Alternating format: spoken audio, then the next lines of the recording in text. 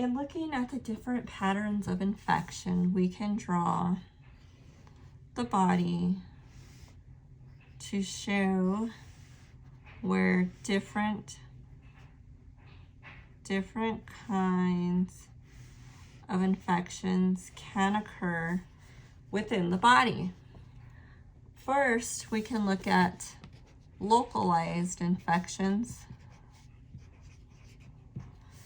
which are infections that are confined to a small part of the body. So if we had an ear infection, that can be considered localized as the microbe is only in a single place. We can also have a boil or a cyst that happens on the body. Or we can also have an eye infection, which can be like conjunctivitis, which is an infection that happens in the eye. Then we can look at a systemic infection.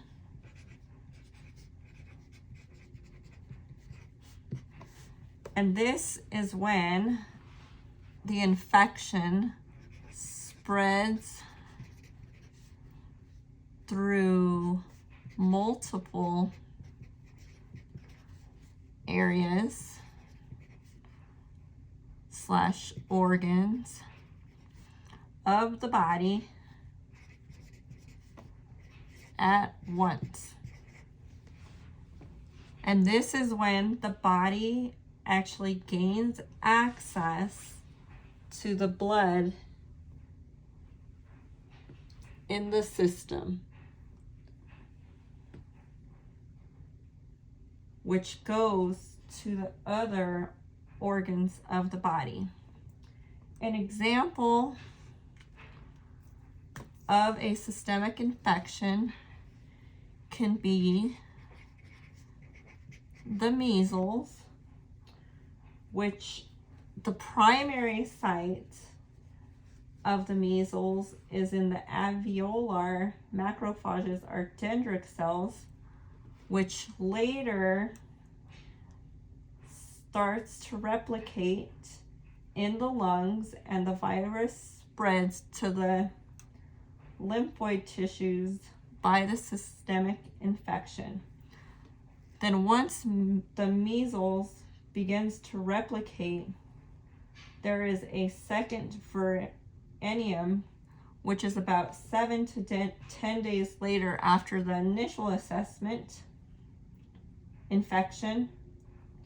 So then the infected lymphocytes and dendritic cells move to the subepithelial cell layer and transmit the measles to the epithelial cells, which later are released into the respiratory tract. Another type of infection we can look at is a focal infection, which is a special kind of localized infection that starts in one place of the body but later releases exoenzymes or toxins that cause damage to other parts of the body. An example of this can be strep throat, which is started in the throat and later the microbe or bacteria Streptococcus pyogenes is released and affects the heart, causing damage, which is known as rheumatic fever. From there, the kidneys can also be damaged, and we can also, or someone can also develop a skin rash known as scarlet fever. Then we have mixed infections, which involves one or more than one microbe causing an infection.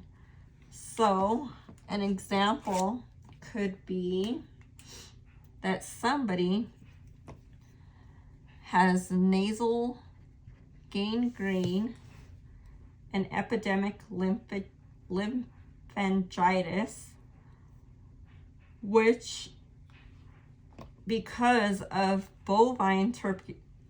which is an infection because of bovine tuberculosis and brucellosis.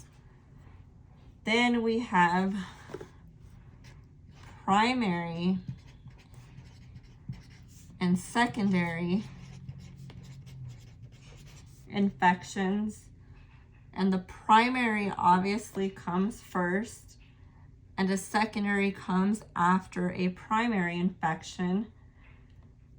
When the primary infection later weakens the host, the secondary infection occurs, and one can start in the sinuses as a sinus infection,